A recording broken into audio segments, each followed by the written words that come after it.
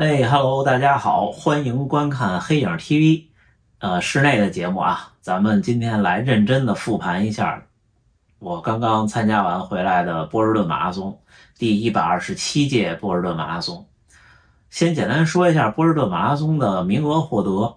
得，这个马拉松呢跟很多马拉松有一些不一样。波士顿马拉松名额的获得呀，有3种办法，其中2种比较常见。第一种呢就是 BQ， 你达标了。在固定时间内参加波士顿承认的赛事，并且呢达到你年龄组要求的成绩，同时还有一个条件要满足，就是你这年龄组人不能太多。比方说他每一个年龄组要2000人，假设那第2000名就结束了，所以不一定是你的波士顿说的 BQ 成绩，一般要比那成绩快几分钟，这就像考大学一样。然后另外一种办法呢，就是捐赠慈善名额，这个其实非常的贵，在2019年之前就很贵，现在依旧很贵。基本上你能找到的捐赠途径都得在$7500以上，你才能够拿到这个名额。而且很多慈善组织其实它不是承诺100%给你名额的，但是基本都会。然后如果你有一些本地的一些小的慈善组织的那种渠道，可能能便宜一点，但是也要2-3千以上至少。而且其实咱们如果不在波士顿附近生活的人，其实拿不到这种东西，这是很贵的。像很多国内马拉松卖这种慈善名额，其实也是这样的，只不过他帮你做一个代理吧，帮你做这件事儿。第3种其实就是我这次拿到名额的办法。因为其实我 BQ 了2次，拿到了2次名额，但是都没有去成。这个大家一直看咱们频道的小伙伴呢都知道，就是2021年和2022年2次我都是拿到了名额，都已经交了费，拿到了号码，最后没有去成。具体的就不说了。今年其实我不是靠成绩达标拿到的名额，因为在今年他要求的周期内我没有参加比赛，但是呢波士顿属于6大满贯之一，世界马拉松6大满贯之一。如果你已经完成了5场，只剩最后1场的话，不管是这哪一场，在这些开场之前你会收到邮件的，在提前半年差不多你会收到一封邮件，是6大满贯的组织发给你的，问你愿不愿意参加一个抽签。这个抽签只有5等1的人可以参加，你中了就送你第6场的名额，我就是这么中的。然后同时呢，波士顿很人性的，他在开赛前2个月左右还给你发了一封邮件，说如果你有更好的成绩，在报名结束之后你可以提交给他们，他们只要承认，你就可以用这个成绩来作为你起跑分区的号码。所以呢我就被分到了很靠前的一个号1460，第一波第2个小方阵来出发。但是其实很抱歉的，这次的成绩没有很对得起这个号码，所以参赛的动机呢就不言而喻了。我要拿到最后这1颗星，就是它，然后拿到这个。关于这6颗星的事儿呢，等到这6颗星系列的节目的时候咱们再细说。所以就肯定是要去了，而且今年也一定可以去，所以就去了。至于旅途的经验呢，就不是太好传递给各位了，因为屏幕前的绝大多数小伙伴应该都生活在国内，我这段时间是生活在日本，但是其实差不太多，从距离上，如果您的城市能够直飞波士顿，其实是很不错的。大概咱们跨整个半球嘛，飞个14-15个小时，13到15个小时吧。像我这儿呢，是因为我在大阪没法直飞波士顿，我是4月12号的中午从大阪的机场飞到东京，大概是1个多小时的航程，然后在东京的成田机场等待转机，等到大概是当天晚上的5-6点上飞机飞波士顿，从东京飞到波士顿14个小时，这其实是一个很长的航线，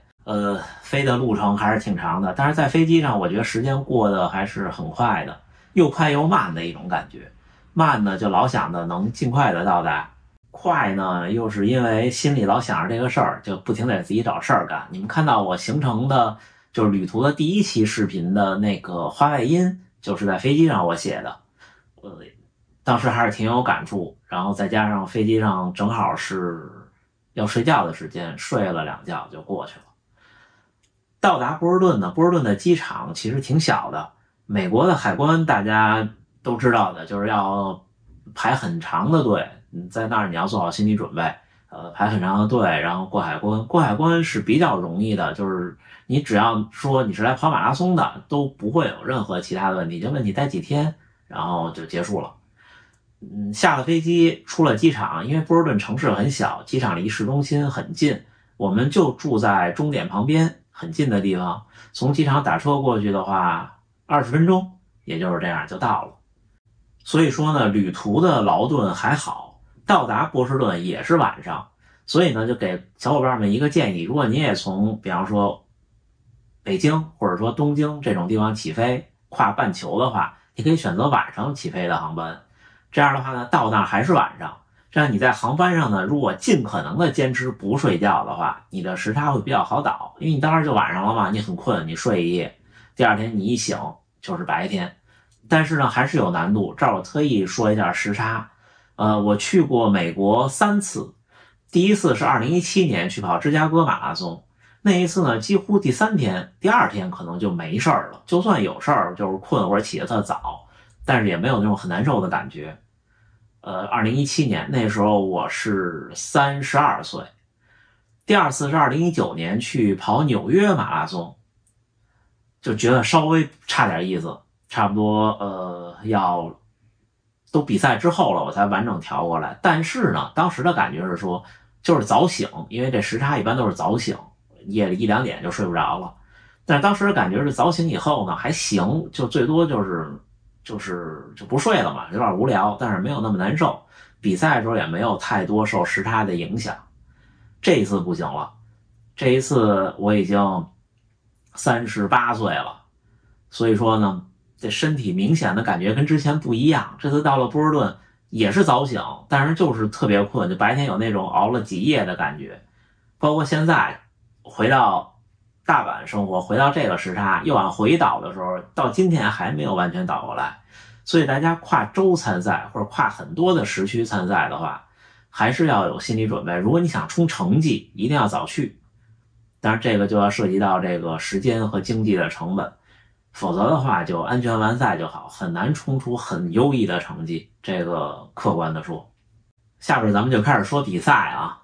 波士顿比赛呢很特殊，它是礼拜一，是他们的一个叫做爱国者日的这么一个日子，所以说呢跟所有马拉松都不一样，你会有这么一个感觉，就是赛前的时间好长啊。我看了几个博主的复盘，也是觉得赛前时间好长啊，因为多一天，所以你就觉得本来应该礼拜天要比赛了，是那个生物钟，结果是礼拜一。今年的波士顿是4月17号，然后我们是4月12号到达的，等于提前有好几天的时间能准备这个比赛，倒时差、参加博览会、游览波士顿等等。所以呢，那2天就频繁的在波士顿马拉松终点周围晃悠。波士顿马拉松终点周围呢，确实是个挺好逛的地儿啊。首先那个终点的那条第2条线是永久保留的，就可以去拍照。然后终点的拱门，我们去那天的第2天就已经立起来了，在施工了，就可以去拍照。并且呢，终点周围呢有一些体育用品商店，然后有一些这个很有名的体育用品商店，甚至是都可以逛一逛。然后那个地方呢也是波士顿比较繁华的一条街，所以说呢还是挺不错。而且一般参加这个比赛大家都住在终点，住在起点的很少，应该也就都在那附近晃悠，所以那段时间那个地方的氛围还是很不错的，就是像一个节日的气氛。尤其是开赛前最后2天，那还有一个运动员节，搭了好多帐篷，有各种的，比如啤酒也好啊，运动品牌的试用啊、体验呀什么的，有的时候还有一些请的一些精英运动员来在台上做现场的采访啊等等。我们到达波士顿那2天呢，波士顿天气特别的好，阳光明媚，特别热，白天都26、7度了，那2天就热的都不行了。然后之后呢瞬间就凉下来了，因为之前看了天气预报，现在天气预报都很准的，比赛那天是阴天下雨。波士顿的气候其实我的理解就是又有山又几乎临海，所以它气候的变化呢就会比较的激烈，然后比较的难以揣测。所以那天赛道的天气呢，就是一开始集合的时候，就是阴天特别雾气蒙蒙的。然后呢，在起点等候发枪之前的2-3分钟，开始下起了雨，一直下到1个小时到1个半小时之后了，雨渐渐停了。然后停了雨，大概停了有20分钟到半个小时，又有一阵大雨。然后这阵大雨呢，持续的时间不长，几分钟、10几分钟又停了。然后之后等我跑到36、7公里的时候，又一阵大雨。那个时候已经是2小时20左右了，就是中午12点20左右了，又是一阵大雨。那阵大雨一直下到了几乎我冲线，就是下午的1点之前停的。我比较运气的就是我过终点的时候是没有下雨的，天很阴，然后领奖牌领东西的时候也没有下雨，全都领完了，快要去取包的时候，又最后一阵瓢泼大雨下下来。这是那天的天气。气温呢倒是不低，气温的话大概在10摄氏度左右，就是跑到最后甚至还有一点点热，就是希望能够有凉的东西降一降温。但是那个气候赛道上是不会提供降温的海绵的。波士顿马拉松的比赛呢有一个特点，虽然它有3种渠道获得名额，但是绝大多数还是达标了的运动员，所以大家成绩呢都挺高的。然后呢又因为分区起跑，所以你一起跑基本上虽然前后左右都是人，但是都是几乎同一个行进速度的前进，这种感觉很奇妙的。这个赛道呢也很特殊，因为它很有历史了，不太会可能根据这个国际田联的这个要求去修改了，它就是几乎就是一条42公里的大直线，从一个小镇跑到波士顿的城里。这个路上呢，虽然观众们很狂热啊，但是其实观众的绝对数量是很少的，跟其他的城市马拉松比，所以会有一种荒凉感，就是你在一条路两边不是湖就是树或者是山，然后偶尔路过1到2个小镇或者1栋2栋的房子，然后有小镇有房子的时候呢，就有人加油。路况还不错，因为它并不是一条就走很多大车的那种主路，路况还不错，也没有很多的坑洼。但是呢，这条赛道给我留下了很深刻的印象，因为我想我跑过纽约那5座大桥，海拔爬升不是问题，但是波士顿的问题是这样，虽然它的总的海拔爬升和下降没有就是听上去没有很虐，但是其实它的赛道是永远在上坡和下坡的过程中，很少有很长一段时间是平路的没有起伏，就是你永远不是在上坡就是在下坡。那这个时候其实对普通人运动员或者说没有达到很精英的业余运动员是很大的考验，因为你们看精英运动员啊，其实上下坡它可以很稳定的，就是速度差距没有那么大，这是精英运动员跟普通人的一个很大的区别。我就不行，我是上坡的时候我会速度影响特别大，下坡的时候呢我呢会比较快，就一直在经历这么一个过程，一个过山车的过程，所以这个赛道还是非常的有挑战。当时跑了15、16公里的时候，我就感觉说今天不能冲成绩了，因为我跑到15、16公里的时候跟我的预估的这个完赛时间，心理的完赛时间是一样的，但是后半程不好跑的，所以肯定是要慢一些，所以当时就已经放弃了冲击好成绩，甚至说也放弃了说试一试自己的 PB 的这个成绩，都没有再考虑了，后边就一直想的是安全完赛。波士顿赛道的补给呢做的还是很不错的，它1个英里就有水站，而且呢因为它那个路是完全封所有的路，就是两边都封了，然后呢路又不是特宽，你不需要提前去看到水站就进。为什么呢？因为它那水站是这样，比方说到了水站开始了，先是右侧有一溜水站，先是饮料后是水，然后左侧同样的又有一溜水站，先是饮料又是水，所以你不管跑在赛道哪边都可以拿到，甚至你跑在赛道的正中间也可以拿到，你稍微拐一点就能拿到，因为它赛道整体都不是特别宽，所以这个大家不用着急，每1个英里就是每 1.6 公里多一点就有水站，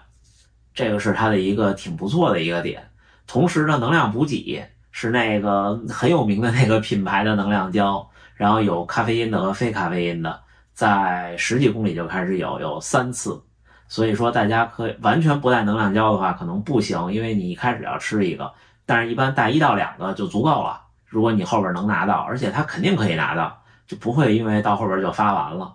只不过就是你还要留意一点路边的这个补给站，但是他们这能量胶不像东京或者说像国内的一些比赛，就是某一个桌子上放那么一盒子让你去抓。像前段时间参加的东京就是那样，那样你真的很容易错过，你错过就错过了，对不对？他们能量胶那个站也是拉得很长的，因为工作人员在路边这样拎着拿着给，然后喊这个是咖啡因的还是不是的，先是不是的，后是是的，也是挺长一溜，左右都有，好像只有一个是只有右边，左边没有，如果没有记错的话，因为到后边有点恍惚啊。而且这个赛道呢，说实话跟一些城市马拉松很不一样，就是它没有一个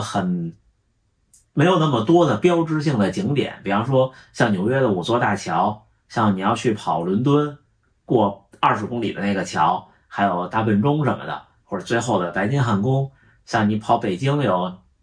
中央电视塔等等这些，它其实没有。它中途最有名的一个点儿就是那个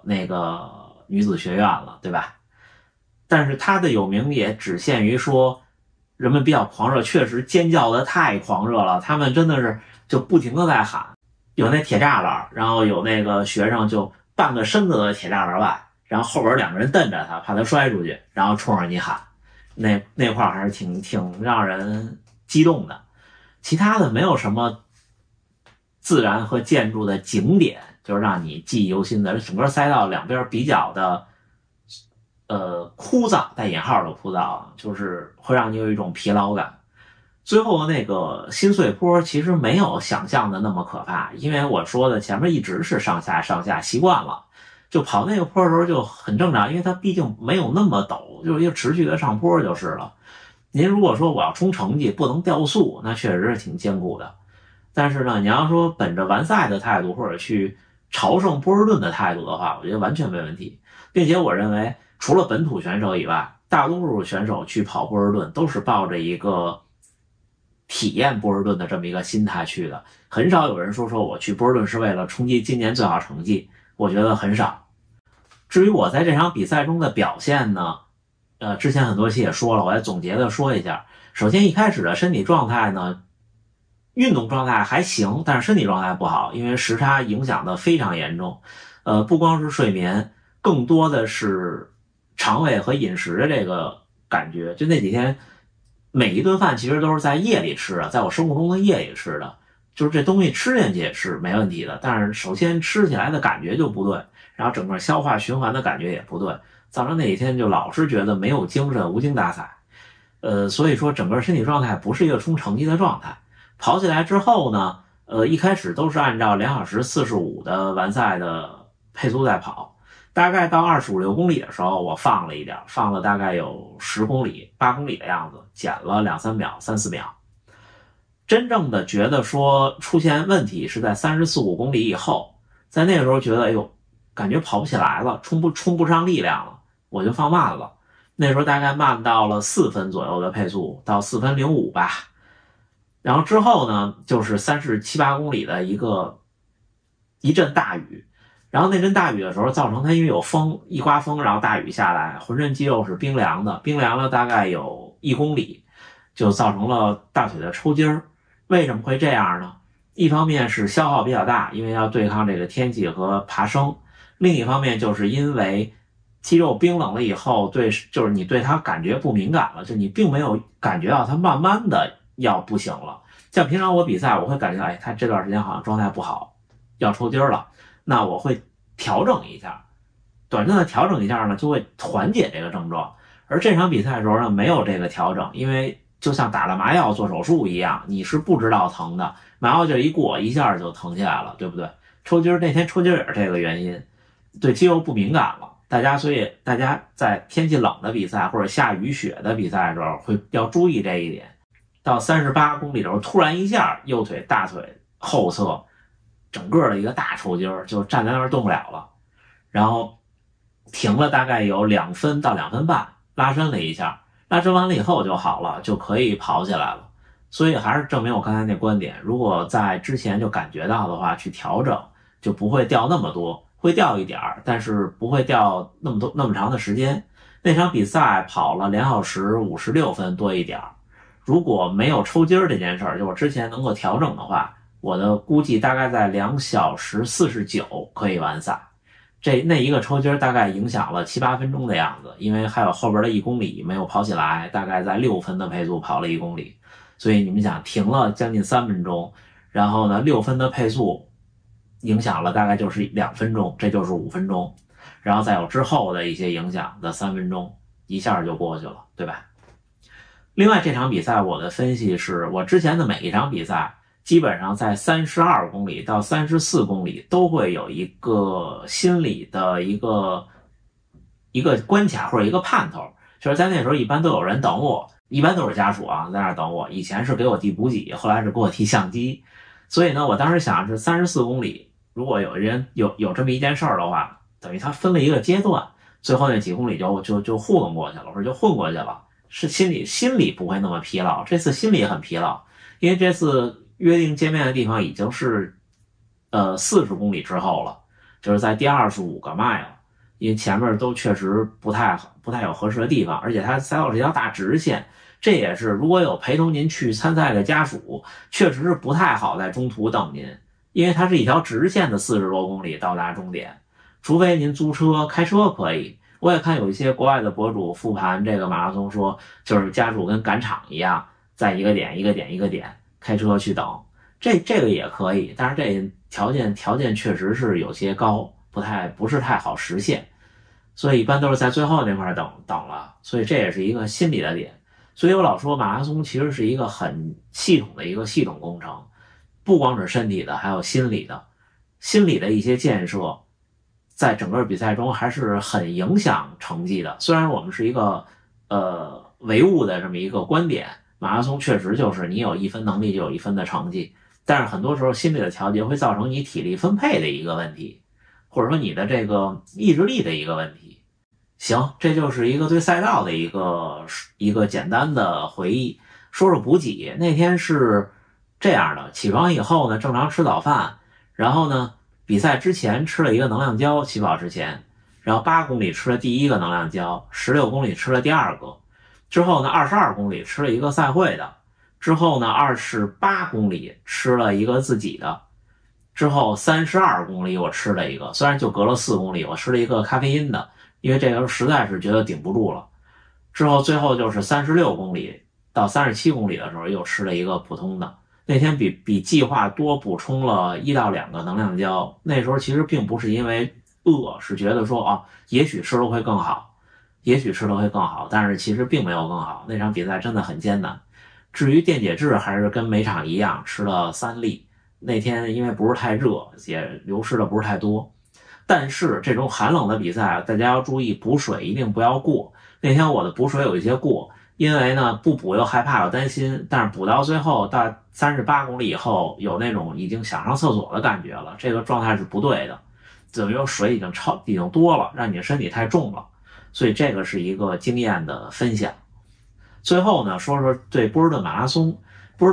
大家可以整个看我之前的一系列的视频，从整个这个城市的氛围到博览会到赛会的服务，我觉得你要说挑毛病，任何东西都能挑出毛病。这个毛病呢，有的呢是人做的不好，有的是客观条件不够好。我觉得波士顿能被挑出的毛病，大多数都是客观条件造成的。人们还是非常的热情并且努力的，这个我很客观的说就是这样的。志愿者们不管是年轻的学生，还是都到花甲之年的老者，都是热情并且充满着感染力，这个给我的体验还是很不错的。所以呢，如果大家真的有机会能够拿到 BQ 的成绩，那国内有很多比赛都是可以 BQ 的，都是可以被承认的，真的可以试一试去体验一次波士顿马拉松。希望在明年第128届波士顿马拉松的赛道上就有您的影子，就有您冲线时的那种激动的吼声，也能在冲线之前 DJ 喊一下您的名字。那行吧，今天就是简单的或者说是流水账式的对我的波士顿马拉松做一个复盘，最后通过成绩总结一下。因为这场比赛我很少谈成绩，是因为第一我并不看重这场比赛的成绩，第二这场比赛跑的也不是太好，但是还是总结复盘一下整个赛道的一个感受，还有我整个比赛的一个经历。至于经验呢，就是普通人像我这种运动员要增加爬坡的训练，要增加腿部力量的训练，要增加步幅的训练，这是一个经验。第二就是极限天气的经验，但是第二经验其实可用的地方不多嘛，但是总是聊胜于无。那好吧，那这就是整个对我的波士顿马拉松第127届波士顿马拉松的一个复盘。期待第128届、第129届或者未来的某一届的赛道上有您，也期待将来还有某一年的赛道上也可能再有我的比赛。那谢谢大家的观看，我们下回再见。